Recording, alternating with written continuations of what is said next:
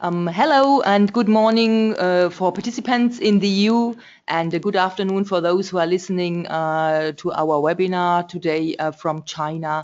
My name is Martina Gerst and I'm working in the training and market access team here in the EU SME Center in Beijing. It's a pleasure to introduce our today's topic, which is about the exporting of organic food in China. This webinar is part of the EU SME Center project, which is funded by the European Commission to assist European SMEs to do business with or in China. We are providing information, advice, training and webinars like the one today and other support services, as you may know. The center was established in 2010 and it's implemented by the 6 consortium partners you can see here on this website. So it'll run till 2018. So I do hope you can understand me. Okay, so while we are talking, if you have questions, you actually can put them here in the red frame, and we will taking care of this. However, I would really like to encourage you to ask the questions when you are registered over the Ask the Expert button, because then it gets in our CRM system and you are getting a reply for sure. So it's a pleasure to hand over to our today's expert, which is Kirk Paolo, who will talk about yes, this exciting topic, exporting organic food to China within everything which is concerned about that. And then I will just hand over to Kirk. Good morning and afternoon, everyone. Thank you, Martina. Like everybody said, my name is Kirk. I've been working in agriculture for most of my life, but actually in China I've been here for about 6 years, working with both small farms, organic farms in China, but also enterprises looking to export organic food to China. I've worked a lot with restaurants and hotels, including the Conrad Hotel, which is part of Hilton Group, as well as 5-star restaurants such as Capital M, or not Capital M, but the I think this is okay. Yeah, okay. It's going. Yeah. All right, sorry about that. So yeah, so I've sold with restaurants and hotels, both 4- and 5-star hotels, and I've dealt with a lot of those regulations associated with those. With making those types of sales, as there is a lot of paperwork associated with simply selling to these types of institutions, but also doing organic products. You can take a longer look at my background there if you'd like.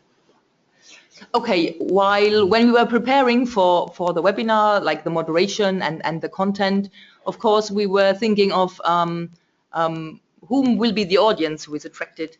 So I will launch now one of our first of the 3 poll questions, which basically asks you what made you interested in this webinar.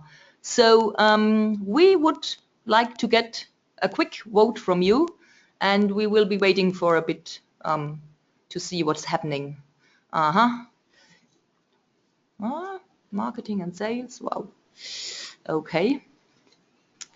Here we go. 60%. It's growing. Good. No, it's pretty much balanced today. Okay, yeah. Let's see a bit more, and then we will close it because we have quite some topics to cover today. Okay, I'll close it now, and then we will have a look and share the results with you. So hopefully you see it now. So it's pretty mixed. Yeah. Have you expected that? Yeah, I was expecting a lot of people to be looking at e-commerce, also the certifications, but I think with this interest in marketing and sales, I think there's a lot of a lot to cover there, and certainly we can't cover it all here, but we'll try to cover it as best we can. So we'll start today by just quickly going over what we're going to cover in this presentation.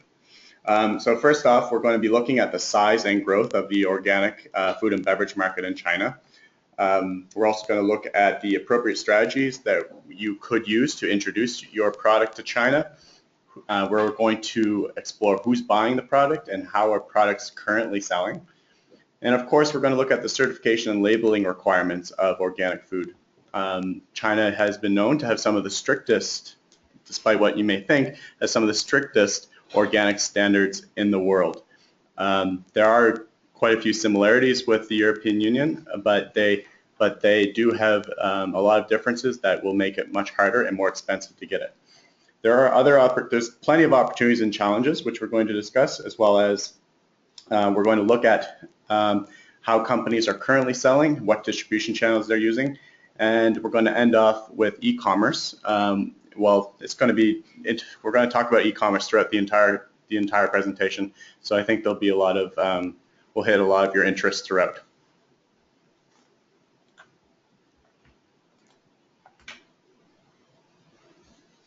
Okay, so basically the product categories there in China are quite comprehensive. You don't really have to worry about your product, not seeing your product on here. This is just to serve as a general guide. I'll let you look at this so that when you do decide to approach a certification agency to begin the process of exporting to China, you can look at this as a reference. But now we're going to have the second poll question. Yes, exactly. Good that you remind me. So since you have got now a bit of an overview, and we will have the presentation on our website as usual, we might ask the next question, which I will launch now, which is about how many of you have already started exporting China certified organic foods. So please vote.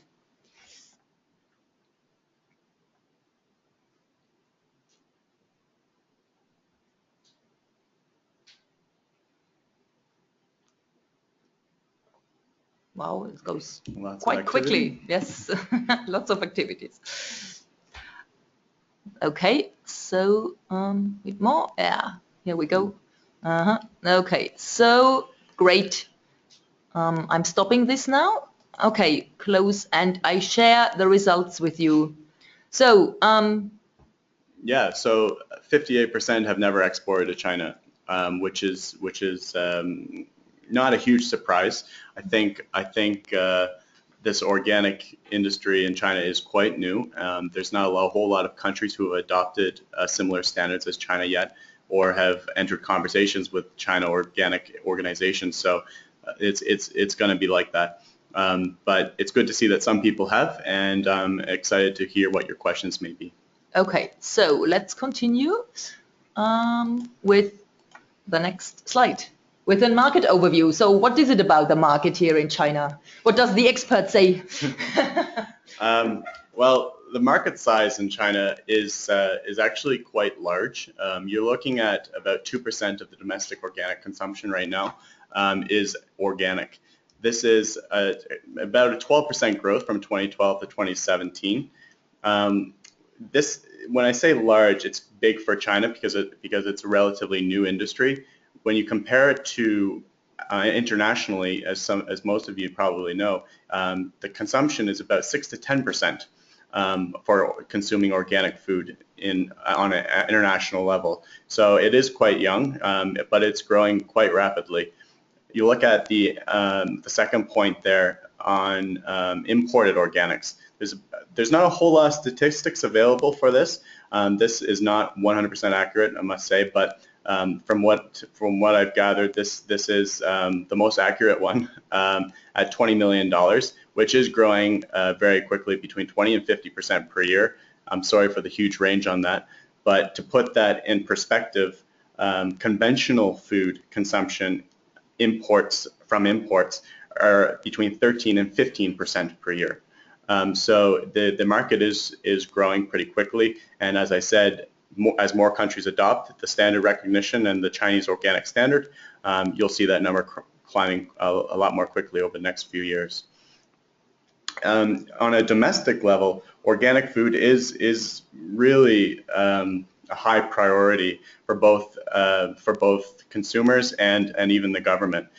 They've decided that they want to make like a multi-pronged approach to agriculture, and organic is part of that, and also small-scale farming is part of that. So it's reassuring to know that they are committed to this type of standard, not only on a certification level, but on like a very deep level by helping and assisting small farms to grow in this industry. So over the past 6 years, the number of farms, the number of like hectares farmed in China has gone up by about 25% year on year to 200,000 hectares.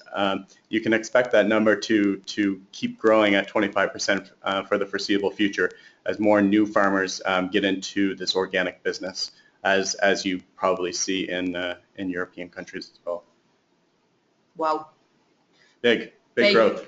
So key growth drivers, what do you think, or what says the experience? Well, I think a lot of people out there now look at China growth in organic purely because of food safety and concerns about food safety. So people who are moving into urban centers, moving away from countrysides, they are looking to know more about their food. They're hearing about food scandals, so they really want to know more about where their food is coming from, making sure it is safe. So organic standard kind of is a testament to the safety standard. Of course, when you move into the cities and have higher standards of living and greater income, you also become much more aware. You become a lot more informed as you do more traveling, particularly to Tier 1 cities. So as Chinese people and Chinese students go abroad, they bring these new ideas and new methods of growing food or learning, teaching about their food, where their food comes from, to their families at home. Another thing is downstream processing. So as there's more downstream processing and integration in other parts of the organic value chain, this is seen as a bit of a strength right now because people are looking for more convenient products and not necessarily fresh produce, and which is much easier for importers to do. And of course, there's the online shopping boom, which is an underlying point to many of the market growth here in China.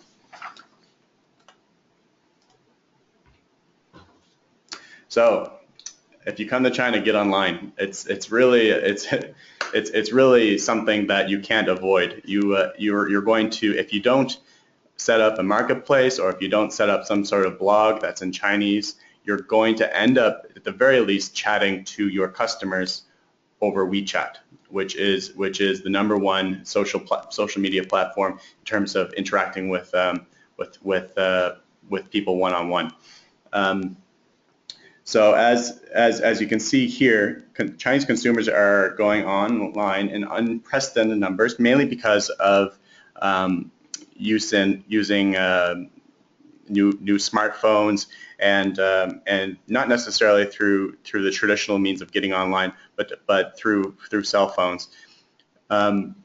There's a lot of demand for home delivery services, which are also fed through online platforms like restaurants. I know some restaurants, they do about 60% of their sales through e-commerce. And when I say e-commerce, I simply mean placing the order online. There's a lot of farms and a lot of imported products that are being sold on platforms like Taobao or Alibaba, which I'll get into a little bit later in the presentation. So, the mega cities of China. Wow. You recognize any of those?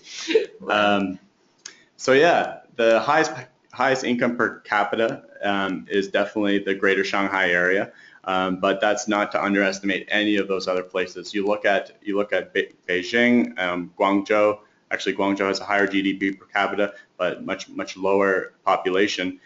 You'll see quite a few opportunities in all of these cities. It's quite diverse. If any of you have already done business with China, you know that it's diverse, and you also know that very few people actually know all of China. So when you get somebody coming to you saying that, you should give me exclusive agreements, this and that, actually, chances are they're not that big. They don't know enough about all these little smaller parts of China to really provide the value that you deserve. So I think when you do this, when you do look at China, you should take a look at individual places and prioritize as well, particularly for organic food, because organic food is like I said, is more of a product for tier 1 cities. That's not to discount smaller cities like Chengdu or Chongqing or Guangzhou or Shenzhen, but I mean, like, if you're looking at, or Xi'an, but if you're looking at implementing organic foods, you have to have the right distribution, and you really need to explore all the opportunities in each of these areas carefully. And this is just a bit more of a breakdown of the population versus GDP. I can let you look at that in greater detail later. So the most fundamental difference with organic food in China, what do you think it is? Well, as I have to say, I'm living here for over 10 years, so I'm not so sure, but probably, well, as we have mentioned it before, and the center here is asked a lot of questions about this, I would say a lot of consumers are, concerned about food safety. And you're right. Well, of course, everybody here knows that food safety in China is a bit of an issue, but let me be very clear. This is not just conventional food. This also goes for organic food suppliers. There's a lot of food safety issues and a lot of integrity issues with both of these systems. So to say that organic system can't be trusted, actually both systems can't really be trusted. So you have to kind of do your research in that. But organic food does have a couple of more, I guess, interesting points where they have had issues of counterfeit labels being produced. This was back a few years ago in 2011, 2012, where these labels were being produced and you could go online, simply buy them and put them on your products. Since then, the government has really clamped down on these reproduction of labels, and they actually have a label, which I'll show you later, which is basically a scratch-off label that gives a unique code, which you can then put into the system to identify where the food was produced. Wow, so that's a huge improvement, right? Yeah, absolutely. And it's so new that it's really kind of hard to understand like what type of results it will produce. But I think we'll definitely see some good results, at least in terms of making it easier for the customer to identify if it is actually legitimately organic. The food safety law has just changed at the end of 2015. So what's the impact on, how to say, on the local and the foreign market or foreign exporters or producers? Well, let's look at that. So the 2015 food safety law, which was just enacted last October, applies equally to domestic and foreign firms. You're talking a lot about almost everything. Like, it's very comprehensive. It includes everything from like online platforms and who is selling what products and what kind of feedback and records you keep of the products you sell, to the labeling requirements, which are quite stringent. So the biggest emphasis for these were actually put on staple and supplementary foods for infants. Previously, as if you may have noticed in the previous slide, there's a point there about the melamine poisoning, which happened back in 2002, 2003, where 6 babies died and 800 or 900 people were stricken ill from these powdered milk formulas. So there's a lot of emphasis put on mistakes they've done in the past, and so they're trying to root out any potential issues with any sort of like value-added foods like that, which could be a potentially higher risk. Also, any products with healthcare or nutritional claims, everything has to be recorded, everything has to be approved, everything has to be tested. Food producers with a higher food safety risk, such as milk or raw foods or any food with additives, have to be carefully looked at and labeled. And the next point, other areas for food safety. I said assuring compliance is everyone's responsibility. I know that's a little bit cliche, but it really is. If I say, for example, start selling your products on my online store, since I am the one selling it to the customer, I could be held responsible for your negligence. But at the same time I say that, I can also go after the producer for being negligent as well. So it's quite broadly placed where everybody is actually responsible. Everybody has the possibility of being blamed for tainted food. So this is to help establish a very clear record system or track record so that they could trace the food back through the supply chain. Yeah. Okay, other things as well in terms of like companies? Right. So when we look at whether you're operating in China as a WOFE or a joint venture firm, everyone faces the same food distribution safety regulations, regardless of the quality, organic, conventional, or natural, organically grown, which I'll talk about in a few minutes. Of course, you need all those registration documents, the hygiene certificates, food circulation documents. Some of them may want to actually go visit the site or have some sort of environmental testing done. This is a little bit different than what you may be used to, but they are quite when you get the regulatory standards from the government. Sometimes a really high-end hotel or a restaurant may actually request you to visit the farm or visit the production facility before they actually buy. This is just to really protect their brand name, and it's part of the process here because there's been so many incidents in the past. And now I think we have another poll. Yeah, the last one. We are not going. So the third poll question is basically actually about what's the largest concern for you when you are thinking about exporting to China, or you're already doing it. So I have opened it and we are waiting for your vote.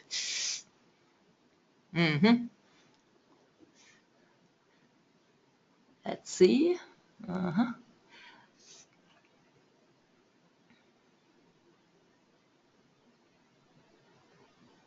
Okay, yeah.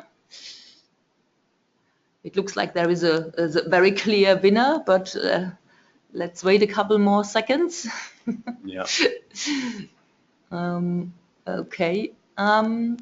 Let's close this now and share with everyone. So, does this come as a surprise?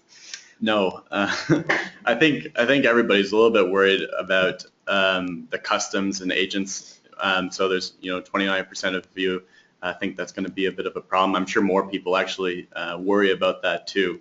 I think 100% probably worry about that, but it's part of the process of getting into China. So you have to do your due diligence. Certifications, yeah, we'll talk about that in a second. Yeah, exactly. So certifications is now the next, the next big point here, and we have already talked about it. There have been a couple of changes in the past, and yeah, let's see. Certification and labeling requirements. Here we go. So as an overview, basically, in order to sell organic products legally in China, all products, no matter domestic or international, must have a Chinese organic certification. This can apply for any crop, it's very broad, as I mentioned earlier, the product categories. You will have to renew once every year, which is about 5,000 RMB plus any other fees that the certification agencies want to charge. And just to let you know, the EU organic logo is not enough. That will not get your product onto a shelf in China. Now, when I say that, of course, in some rare cases that this is not completely true. Previously, up until I think the last food safety law that just came out in October, food was actually allowed to be imported saying with the foreign organic certification. And that was, to Chinese people, was almost like, oh, well, you know, they're almost like getting a discount on the price because the products are not including the price of the Chinese certification. So they're buying a lot of foreign organic products without necessarily paying the premium that's usually associated with the Chinese organic standard. But now the Chinese Customs Exit and Entry Bureau have clamped down on this big time, and they've began to refuse products at the border, so that you must have the organic certification for China before you import to China. So regardless of any certifications you've had previously. Okay, so we're talking about a lot of organic, and I sometimes are getting also asked, hey, what about exporting natural products? So what is it all about? I mean, when you talk about organic or natural, is there a difference? Is it the same? No.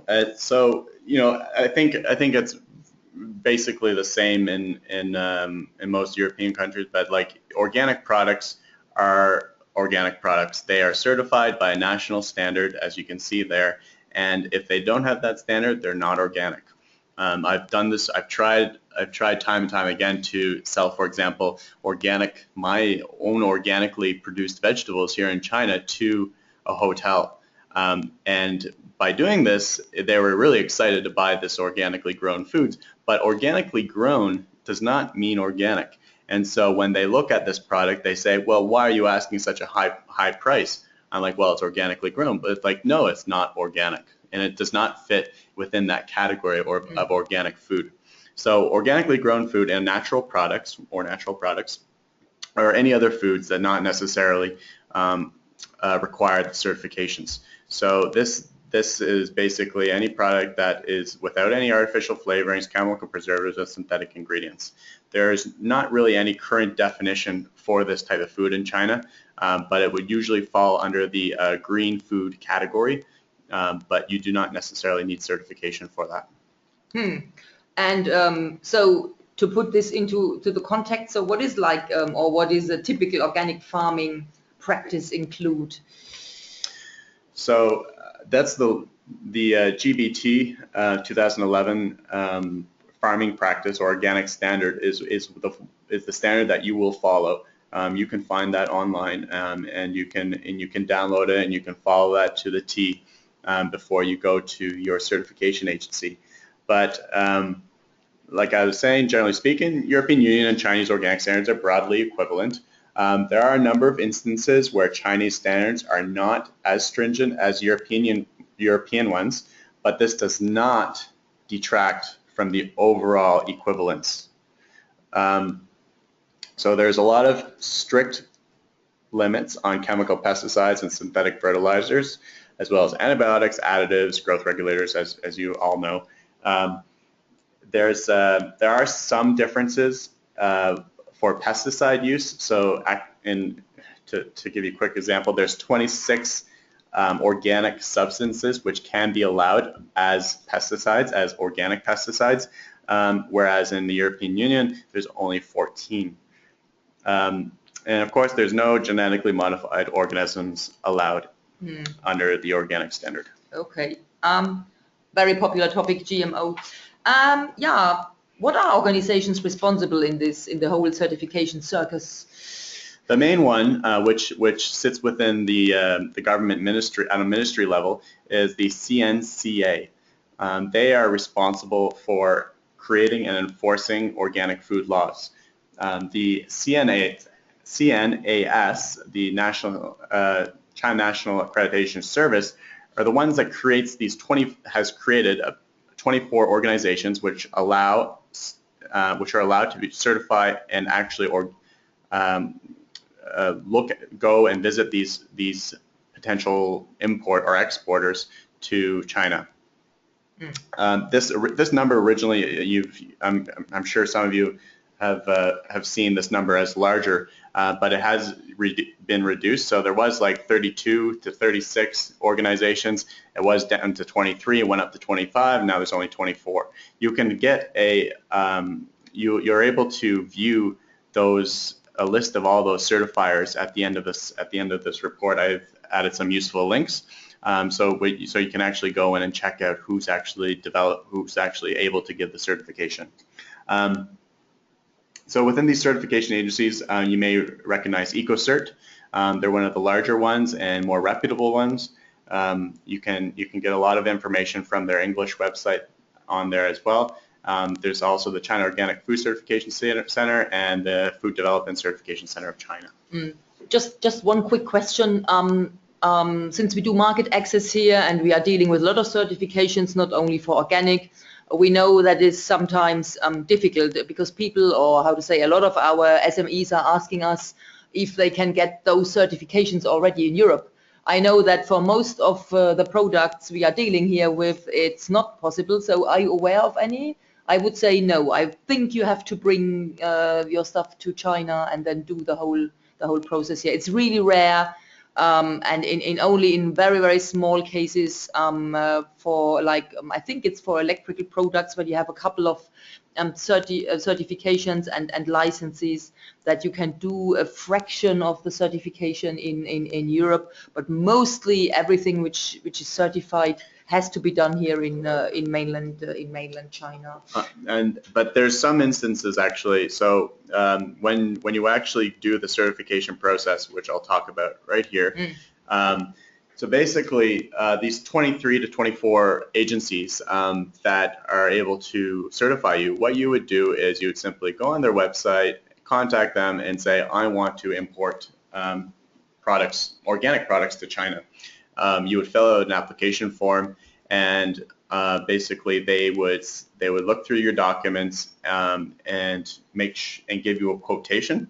The quotation, of course, you'd have to approve, sign the contract, and then they typically would do an on-site inspection. They sometimes do an in-China inspection, but I think most of the time they actually do it on-site. They will go directly to your place, and they'll give you this massive quotation, including everything from like the labels to the hotel room for them to visit your site. They will then give you an inspection report. You will then be given time, about 30 days, to comply with any issues. They could also potentially tell you that it may take 1 to 3 years for you to certify as organic. But typically this isn't a huge issue if you are already operating as an organic enterprise in Europe. And then once all of the issues are resolved, you then are issued your certificate, and then you go through the annual renewal process, which also costs some money. The label is what you see there in the middle. That's the main organic label for China. It has changed a little bit recently, which is like this. And the reason why this label was created is to basically reduce as much piracy or attempts to fake the label as possible. So the gray area on the bottom is actually a scratching area, so you can scratch that off and then you'll have a unique identification number underneath that. The EcoCert is what you'll see, is that's one of the certification agencies. You'll have a number of other certification agencies that could be used in replacement of EcoCert there. The website is the website that you use to actually put in the code, which is underneath the gray area, and I'll just show you that in a second. Yeah, and here, I mean, you talked already about the time. Now, what is the cost that is involved for companies? So this is a fairly conservative estimate, what you see here. So for OFCC, which is an organic certification agency, just like EcoCert, you can download their fee schedule right off their website, and they will basically give you a formula for how much it's going to cost. You will go through the formula, and basically you can figure it out yourself, but then they will tack on any other fees that such as traveling or anything like that to make a site visit. And then of course there's the renewal fees. So these certification, these agency fees all vary. They're not all the same. And so if you find one that's a little bit too high, you could go to the rest. you could go check out the other ones, but they may not necessarily be that much be any better. But you can still take a look around to see who will give you the best deal. And the certificate on the bottom is the official certificate that you will place, that you will have, that you'll have to provide copies to during customs checks and everything like that. And so here's the anti-counterfeiting label. So this is some spaghetti I had at home, and I just snapped some pictures of. So as you can see, lots of organic written all over the package, both in English and Chinese. You have the European organic sticker there down the bottom right of the first picture, and on the top right, it's actually just a sticker placed on the package, which can be scratched off. And as you can see, I scratched off the gray part there. And when I scan, when I take that number and I put it into the food.cn or the food.cnca.cn, you can quickly see there how it shows everything about that product, everything from the original location. I know it's written in Chinese, to the company, and also shows the importer's name. So there's a lot of details there. If you scan it with your phone, if you scan the QR code with your phone, you're also provided a little bit of detail regarding the address and the company who produced the product. So everything's really at your fingertips. You don't really have to think too hard when you're looking at this. Whenever you see this label, so you can just simply everything's very transparent. Okay, so this brings us now from moving from the certification to actually what can you do if you would like to sell your products, your organic products here in China, because it's quite advisable from other products as well. It's very necessary to study the trends. Kirk has mentioned that it also depends very much on which city you would target, but also there are different consumer behaviors, and this is basically driving your strategy. So Kirk, can you tell us a bit about the trends currently here in China for organic? Yeah, absolutely. So I think traditionally people had a lot in their mind about the gift giving business in China, and traditionally that was very successful. But over the last few years, since probably 2011, 2012, that has changed tremendously.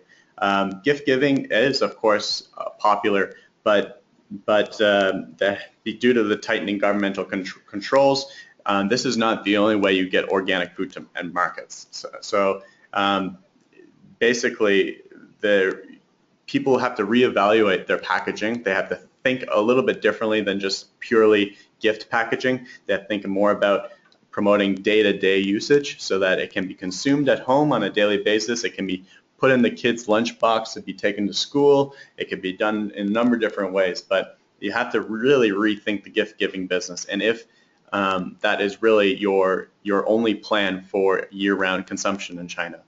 Of course, there are times of the year where you can rely on gift giving, such as the Chinese New Year, where people really just look for products to give as gifts or to be used at home during special occasions, things like that. That's also a part of it. But on a year-round basis, you have to really rethink that. So despite the labeling, this is going to be a little bit discouraging to hear, but when you hear domestic food scandals, it really does not necessarily change the value. The organic standard may not necessarily change the value there is in buying a foreign product. People will still buy a foreign product when there's a domestic food scandal over a domestic food. By having the label on there may not necessarily change that perception, although there is still a lot of value associated with it on a year-round basis. I would definitely not rely on these food scandals to boost up year-round consumption. But at the same time, you have to understand that people will buy international or imported goods over domestic food if they're looking for quality, if they're looking for safety. There's been a lot of new pressures on suppliers to develop a radical transparency, I'll call it. They want to see exactly where their food is coming from. They want to understand what parts of the supply chain is being impacted the most by perhaps some additives or potentially some issues with like logistics. They really want to see from production side where their food is grown all the way to their kitchen.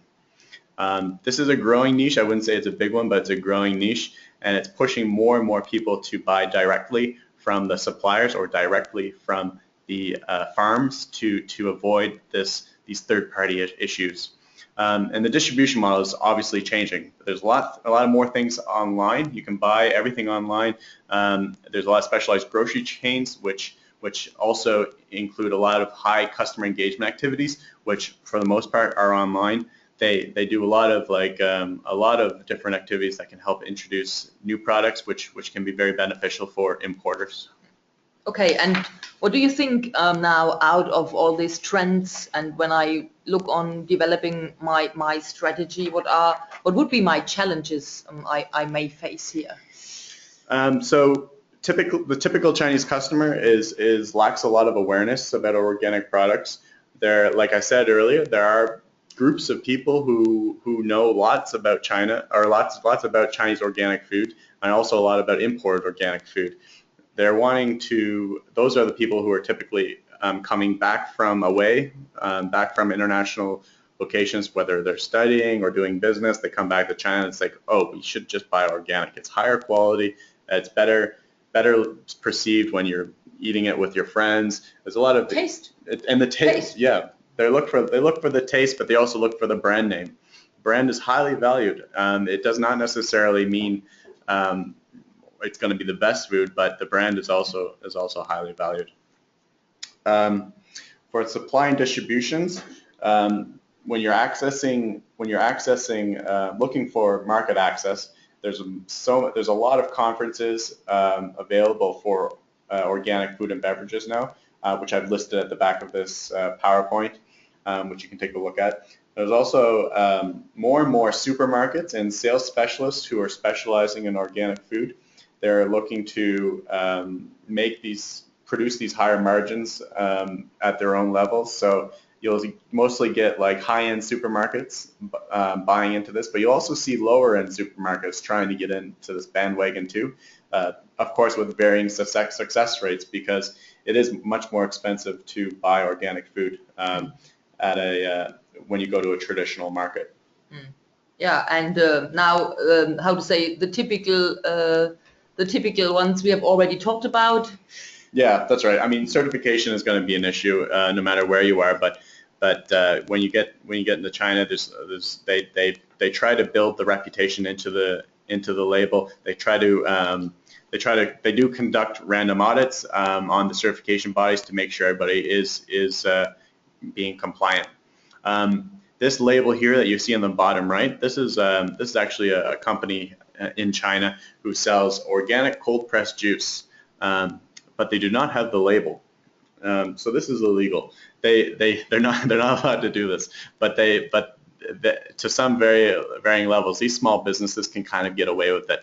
They do home deliveries. It's much easier to get away with it. But I won't necessarily say that this is your competition. But I think it's something that you should think about when you're talking about natural and organic foods. Okay, and opportunities. I mean, we're talking about challenges, but we also would like to emphasize the opportunities for European SMEs. So we're talking about the actual products. I mean, obviously, you don't want to send over too many fresh carrots in a container.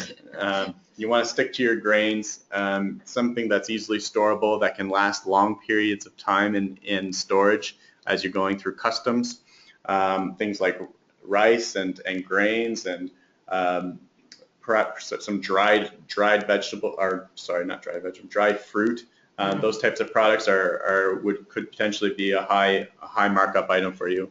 Also, any processed foods like baby powder or baby milk powder food, any dairy products, gourmet foods, anything like that. And supplements. So these can be like any sort of nutritional products that you can basically use for fitness or for special dietary purposes.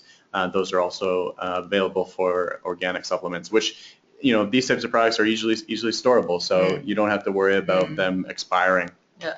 Okay. And how to bring these into China? What are the different channels? You have already talked a bit about it. So what would you recommend?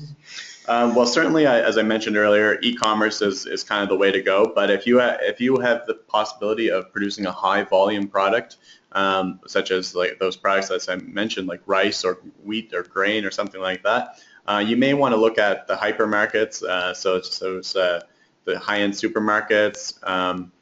You're looking at any type of like food and beverage chain stores that maybe team up with a restaurant potentially. They're like some specialty stores like that. But those are mostly offline. The online stuff is really you're talking about organizations like Taobao or WeChat. There's a lot of apps out there that are special to a certain type of food. There could be a beverage app built on bringing you the best juice from around the world. There's some different unique products out there for Android and Apple systems that you can download and really have access to, like a huge amount of a huge diversity of products, I guess. And if you're not looking to come to China at all, the best opportunity for you, I guess, is to find an importer plus distributor, someone who has a network here, has a possible buying base for your higher end products. And as I mentioned earlier, the holidays in China, you know, you can build your production systems around these things, such as the Chinese New Year. You can talk a lot about gifts. You talk about Singles Day, which is on November 11th. Exactly.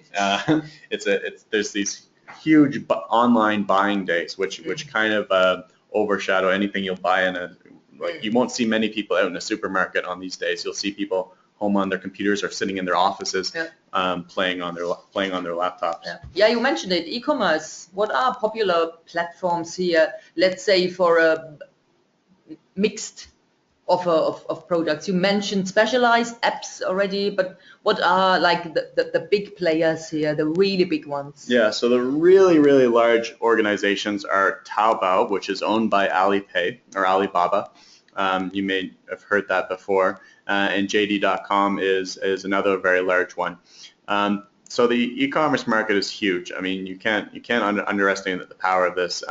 These two marketplaces are places that you can find just about anything you want from you could buy organic fertilizer on there, or you could buy, you know, toothpicks or lemons. It's all there.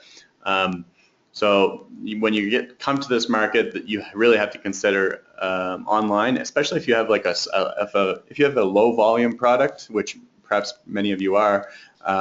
You can consider these online spaces as methods to get your product to market a lot easier and perhaps less risky.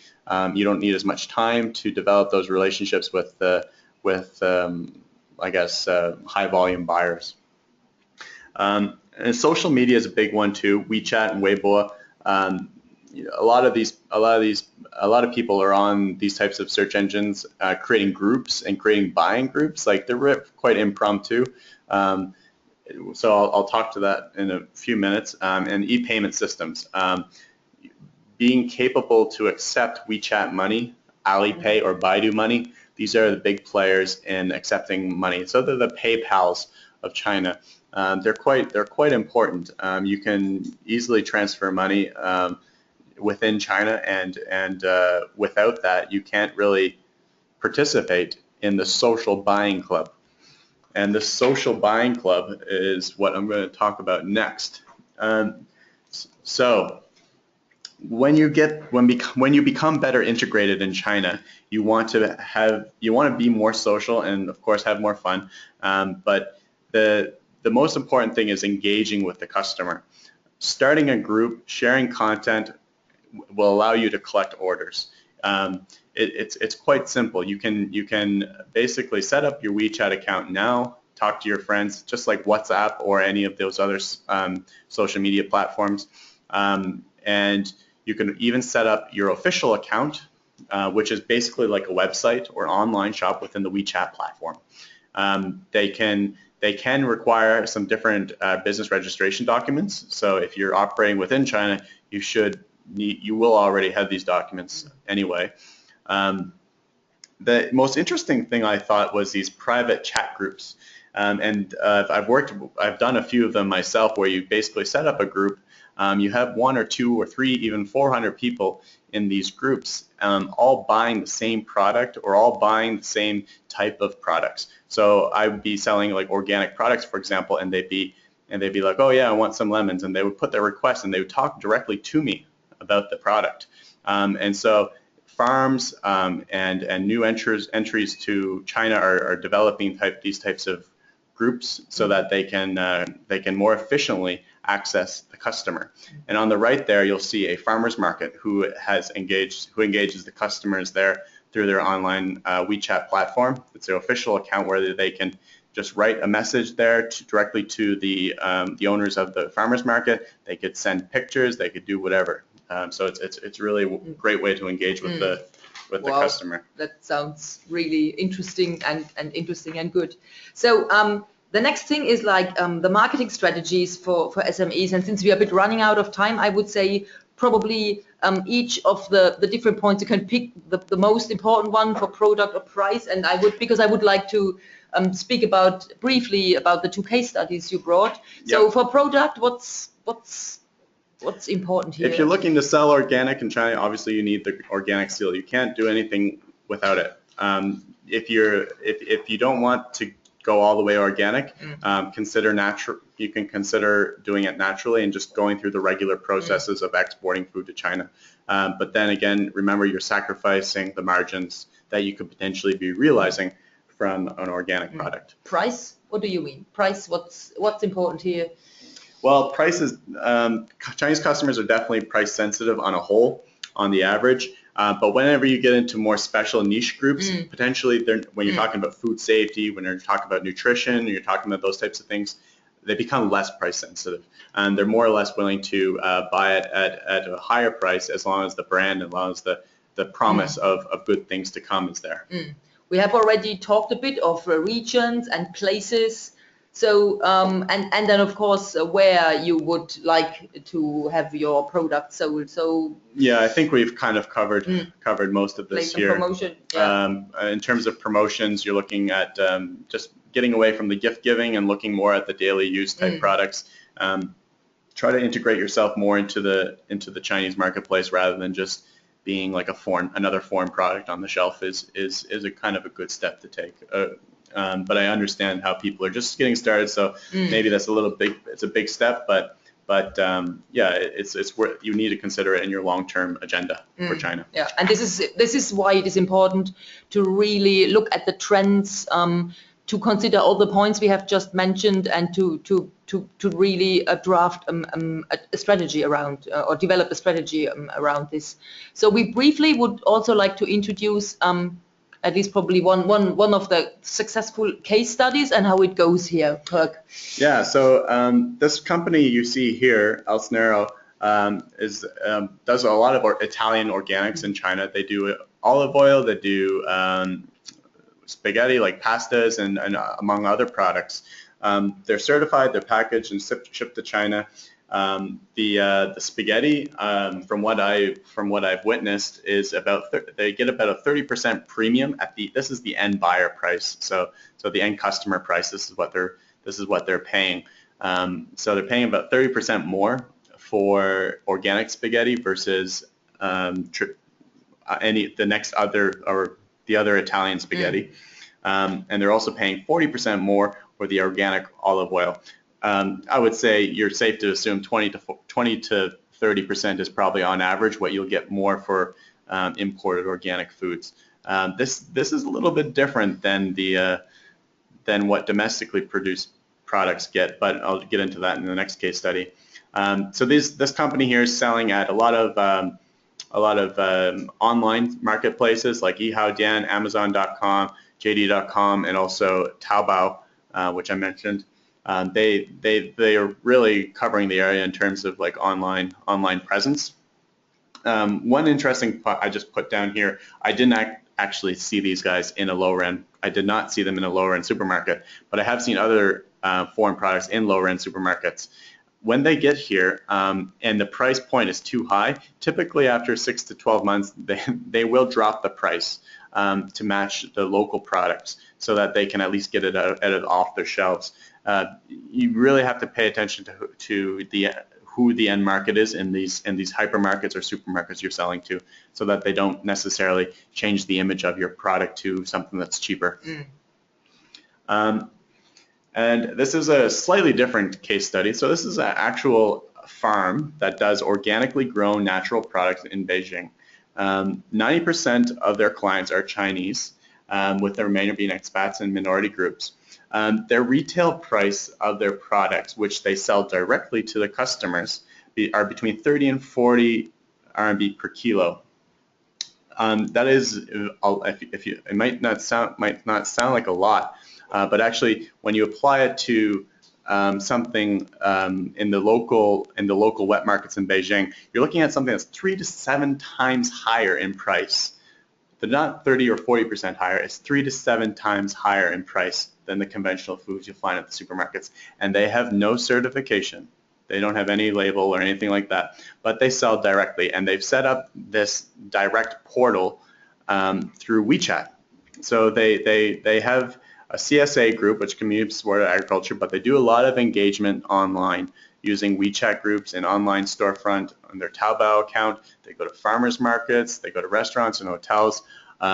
This is kind of like the perfect end game for many people who want to enter China. I mean, obviously, this is an enviable position to be in, but you have to be very, very well integrated in order to achieve this type of success.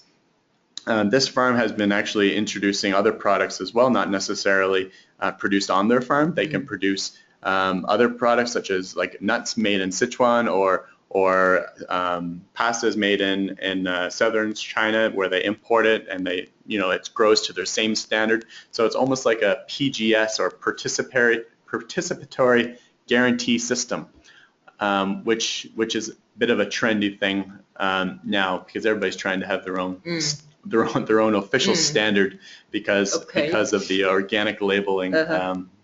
I don't know. Organic labels brings a lot of value to importers, but if you're trying to really integrate, it's entirely different. You have to think a little bit more complex and become part of the Chinese society in order to get to this point. How long does it take to to start really selling?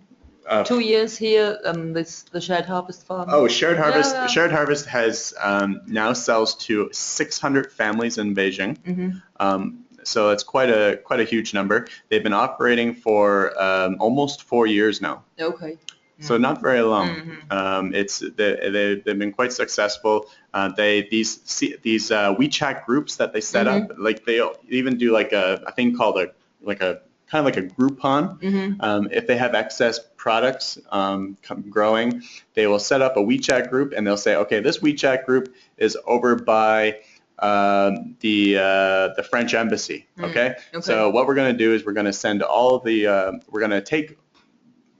we're going to add people who live close by the French embassy, or perhaps office workers or whatever, and they create this group and they say, all right, this week's products we have too many tomatoes, and we're going to sell you 3 kilos of tomatoes for 100 RMB. And they just simply place their orders in these groups, and they bring the products to this place on a Friday afternoon perhaps, and at the same time they have other products there. So it almost becomes like a little bit of a pop-up farmer's market coming in the back of a truck. These products are getting a lot of recognition in the media. So it's not your typical, food stall. It's very high quality, highly appreciated food. So people will pay good money for this type of stuff. But the point of it is that these WeChat groups and these location-based selling groups are a great way to kind of access customers on a different level, which you would not get to in a supermarket. Wow, sounds really interesting and exciting. And I think you wouldn't get this information if you just look on the map of China, yeah, and look at the first or the second tier cities. Since we are running out of time, I will only quickly, how to say, here we have exhibitions and events. Is there something you would like to highlight here on that, or? No, the big one in China is Biofac. China, they do a lot of like, this is like the largest organization in China that does organic foods. It's 100% organic. So if you want to go there, you have to be organic. The other two organizations, one in Beijing and the other one in Guangzhou, they do a lot of, they're regionally focused for good reason. They have a lot of suppliers from those areas. So if you want to focus on those areas, you should go to one of those or consider it anyway. Okay, and then we also have collected some useful links. So you already mentioned the full list of certifications agencies. Unfortunately, it's only in Chinese because it's the official language here, but also the organic product certification organizations. Anything else you would like to add here? Just that I don't mean to highlight only those three. There are 21 other agencies that can do certifications. If you're looking for more information about this, I would suggest talking to your importer or to us, depending on to whom the relationship is. Yeah. Okay, since we are a bit running out of time, maybe one question, because we have talked about e-commerce as well, and we're getting this question over and over again.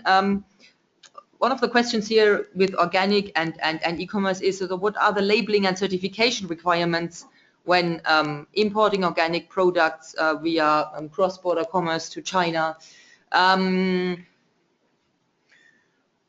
Well, I guess technically, it's the same. Yeah, you still have to follow all of the same rules no matter what. You still need to be certified organic if you're selling organically. Yeah. There are, under the roof of the new food safety law, there are new regulations coming, will be implemented, like the administrative measures for supervision on operation of food sold on the internet. What sounds already complicated as a title is more interesting to read. But the Chinese government is very sensitive on closing all the existing loopholes so far. Yeah, I think people have been getting away with this, but it's not something that you should build your business on. That's for sure. Yeah. Okay, Kirk, thank you very much for this really interesting insight. I think I have learned a lot, and hopefully the audience as well. And so please, anything you would like to address in terms of questions or information, either consult our website where you see the link here, or ask your question over the Ask the Expert function. You will find also the newest trainings in your region, in Europe and in China, but also upcoming seminars or presentations. We regularly upload guidelines and reports, and we have quite some other interesting upcoming stuff in the next couple of months. So thanks a lot for having us and listening to us today. Yeah, thank you very much, everyone. It's been a pleasure. Thank you, and you can follow us, of course, as well. We are the USME Center and on WeChat, because we did quite a lot of, That's right. we're mentioning a lot of WeChat marketing too. on WeChat, yeah. And so thanks for today, and hopefully listen to us again in the future. Thank you.